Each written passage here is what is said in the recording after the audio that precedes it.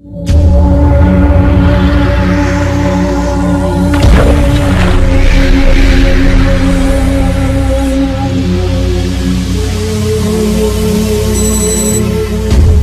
up guys, Aaron here. So without further ado, let's go ahead and get into this comparison. This is a little bit different than how I usually do things on a versus video or any video in general. First off, on the left here we have the Apple iPhone 5S. Next up in the middle we have the Samsung Galaxy S5. And on the right side we have the Samsung Galaxy Note 3. And before we go any further in the video, I'd like to also let you guys know, if you have not yet been able to tell, that I do have all three of these devices in an Otterbox Defender Series case. So a big shout out to Otterbox for their awesome coverage and their fully protective line of cases. Now the first thing we're going to talk about is price. So let's go ahead and start off with the iPhone 5S. Now off contract for a 16 gigabyte Apple iPhone 5S, which is what I have, costs $650. Now the Samsung Galaxy S5 off contract unlocked costs $650 as well. And lastly, the Galaxy Note 3 off contract costs $724.99. So when it comes to price, both the Samsung Galaxy S5 and the Apple iPhone 5S both cost $650 for a 16 gigabyte model. Now one thing to keep in mind is that the Note costs $729, so that's going to be about $75 more than the other two phones, but it does come with 32 gigabytes. So there is no clear winner in this category, as the iPhone 5S and the S5 are both tied, and you could get a little bit more bang for your buck if you go for the Note 3 in terms of memory as well as screen size. So our next category is build quality. Now when it comes to build quality, everybody knows that Samsung makes plastic phones. Now once again, I have these in a Defender Series case, so I can't really show you the plastic, but I'm sure you've all seen a Samsung phone before, and if you haven't, then just head down to your local AT&T or Best Buy or Walmart, they're all over the place. Or an iPhone, I'm sure you've seen the build quality on those as well. So in my opinion, and probably most people's opinion out there, the Apple iPhone 5S has the overall better build quality. Now some people out there really like a plastic design. They think that it's more lighter, that it's easier to hold, easier to carry, and that may be true, but when it comes to me personally, I like a more solid built phone like the Apple iPhone 5S and like the HTC One M7 and M8. So when it comes to build quality, the Apple iPhone 5S wins that category. So as we all know, the Apple iPhone 5S does not have expandable memory, so whatever you purchase is what you get. So there's a 16, 32, and 64 gigabyte model. Now the Samsung Galaxy S5 comes in a 16 and 32 gigabyte options, with the option to expand the memory up to 128 gigabytes. Now the Samsung Galaxy Note 3 comes in a 32 or 64 gigabyte option, with the option as well to expand the memory up to 64 gigabytes via an internal micro SD card. So when it comes to storage, both the S5 and the Note 3 are both tied, with the option of going all the way up to 128 gigabytes of storage. And next up is speakers, which equals the sound quality. And I would have to say that all of them have some decent audio. Now when it comes to the Apple iPhone 5S, the speaker is located at the bottom of the unit. Now on the Samsung Galaxy S5, the speaker is a rear-facing speaker. As we can see, it's right here on the back, which in my opinion is a pretty horrible spot to have a speaker at, for a couple reasons. One is if you have the phone laying down on its back, well, the speaker is going to be muffled out when you go to listen to any type of YouTube playback or audio in general. So the next reason why the speaker is in a bad place is if you're going to be holding your phone like this, chances are you're going to be covering up the speaker unless you consciously keep your finger off of it. So once again, it just seems like a bad spot for the audio and the speaker in general, in my opinion. So I think Samsung could have put the speaker at the bottom like they have on the Note 3. So the Note 3 speaker is located here on the bottom, which is a very good spot in my opinion for the speaker. And I have to say that it sounds a lot better in my opinion coming out of the Note 3 than it does out of the S5. So that leaves the iPhone 5S and the Note 3. So out of those two, I think the better sound quality comes out of the iPhone 5S.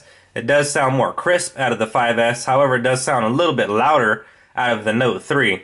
So it's a give or take situation. Either you want something really loud with a little bit of distortion, or you want something a little bit lower with more clarity. But in my opinion, if I'd have to pick a winner, I'd have to say that the iPhone 5S wins for sound quality.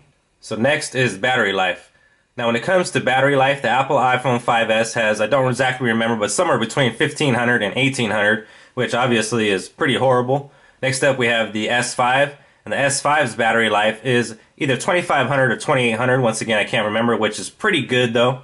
And when it comes to the Note 3, I do know for sure, and that is 3200 milliamps, which obviously is the bigger battery. So there's no comparison when it comes to battery life here.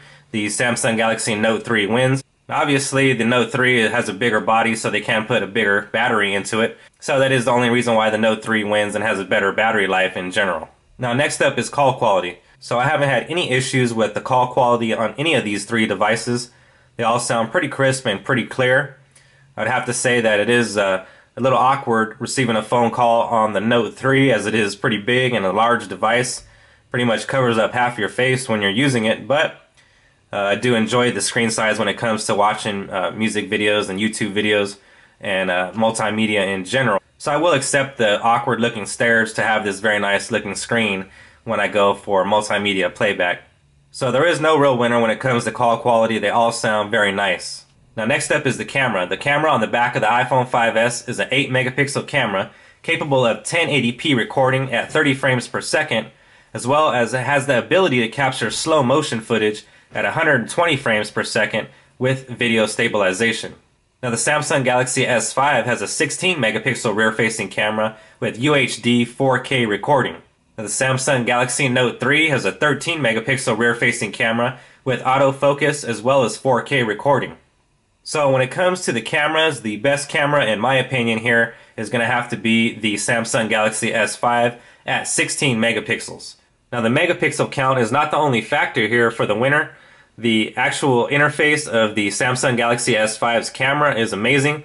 There is tons of features and settings for you to adjust here on the camera. And in my opinion, it is just probably one of the best cameras out right now on a smartphone in terms of megapixel count, besides going into the ridiculous ones from Nokia at 40 megapixels and all those ridiculous ones. I'm talking about just standard, your average, I don't know what else to call it, but average video camera and camera in general. So anyways, in my opinion, the camera on the Samsung Galaxy S5 is the best camera out of all three. Now the Samsung Galaxy S5's camera seems to be a little bit more vibrant than the 5S. However, it seems that the Apple iPhone 5S colors seem to be more true tone and seem to have a more realistic look to them. So it's hard to pick between the iPhone 5S and the S5. But if I had to pick one, I would say that the S5 is probably taking better pictures right now than the other two. Next up is features. And the Apple iPhone 5S has a pretty closed community and a closed ecosystem when it comes to features such as widgets and adding external things to the device, unless you actually jailbreak it, which my iPhone 5S is not currently jailbroken. So running iOS 7, it pretty much is what it is. Now when it comes to the Samsung Galaxy S5, there has been a ton of features added to this new UI that Samsung has revamped here on the S5 in comparison to the S4 and the Note 3. Now not only has Samsung added more features to the software, but also to the hardware. So let's first start off with the features that they've added to the software. Now they've heavily implemented S-Health, which you can see here.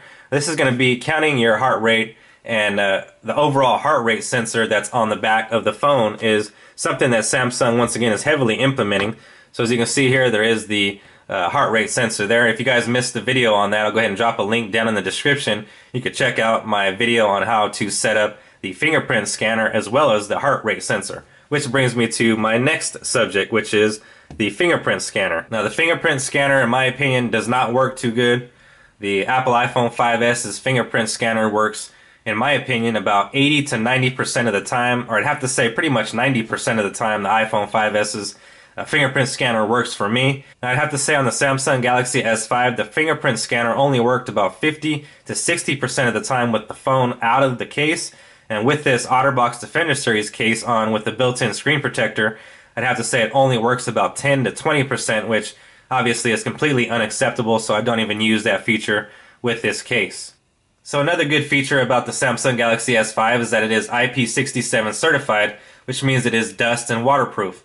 So as you can see here at the bottom, they've added this little button and port cover that goes over here that helps make the phone waterproof and covers up the USB 3.0 charging port. Now on the inside of the back cover as well, when you pop that out, they've also added an extra strip to help make it waterproof as well. The Samsung Galaxy S5 ships with Android 4.4.2 KitKat and also has a couple added features when it comes to the software. Now in the software we have something called private mode where you can hide any of your photos and any of your documents, which is a very handy feature in my opinion. It is something new that they have added to the actual user interface. And another cool feature that's been added to the S5 is the Toolbox feature, which gives you a chathead style bubble which you can add 5 applications to and quickly access those applications. You can move that bubble from screen to screen, and so that is a pretty cool feature. Now I'm going to be going into those particular features that I'm talking about more in the full review of these exact units. So if you guys are interested in the full review of the iPhone 5S, it will be linked down below. The Note 3 full review will be linked down below, and I've yet to produce a S5 full review, but once I do, that will be linked down below as well. So once again guys, I will go into the full details and full specifications once we go into the full review. The next step is lag factor. Now sometimes some phones have some type of lag to them. Now whether that be during the opening and closing of an application, or whether it be the turning on and off of the device, or just basic switching from page to page or opening up a web browser. Now in my opinion guys, none of these phones have any lag to them. They're extremely fast when it comes to overall everyday tasks, opening, closing a web page, just scrolling through your applications you have on your device. And overall usability is amazing on all 3 devices. So when it comes to the lag factor and any type of lag, I would have to say that I really don't see any lag from any of them. So when it comes to speed, they're all pretty much equal. I'm going to go ahead and open up the dialer on each one. You see how fast that opened up, how fast that was, and how fast that was. So without a doubt guys, I can highly recommend all 3 of these devices without saying that any of them have a lag factor at all. So next up I want to talk about these screens. Now, the Apple iPhone 5S has a 4-inch Retina display with a resolution of 1136 by 640 for an effective PPI of 326. Now, the Samsung Galaxy S5 has a 5.1-inch 1080p Super AMOLED screen with a PPI of 432. And the Samsung Galaxy Note 3 has a 5.7-inch Full HD Super AMOLED display with a screen resolution of 1920 by 1080 for an effective PPI of 386. So when it comes to the screen department and the screen density, now I'm sure you guys have all seen these phones in person. If not, once again, go down to your local AT&T, your local Best Buy, your local Verizon, wherever they sell these devices, wherever you're at in the country, and go check them out for yourselves. But once again, in my opinion, when it comes to the screen resolution and the screens in general, I would have to say that the best looking screen right now out of these 3 would have to be the Samsung Galaxy S5. Now the biggest factor for that's going to be that it has a 432 pixel per square inch high density resolution, which is going to be more pixels per square inch than the other 2 phones. Once again, the iPhone 5S at 326 and the Note 3 at 386. Next up is some of the features that are unique to the phone. So let's go ahead and start off first with the iPhone. The iPhone has the ability to communicate via FaceTime. Now the iPhone 5S is the first phone to have a 64-bit processor with the M7 Motion coprocessor along with it. Now another unique feature on the iPhone 5S is the Touch ID system, which in my opinion works flawlessly on the iPhone 5S. Now jumping along to the Samsung Galaxy S5, once again guys, the IP67 certified rating is a huge deal. Some people don't care for that, and it's not a big deal to them to have a waterproof device or a water resistant device, but in my opinion it is something that is pretty important.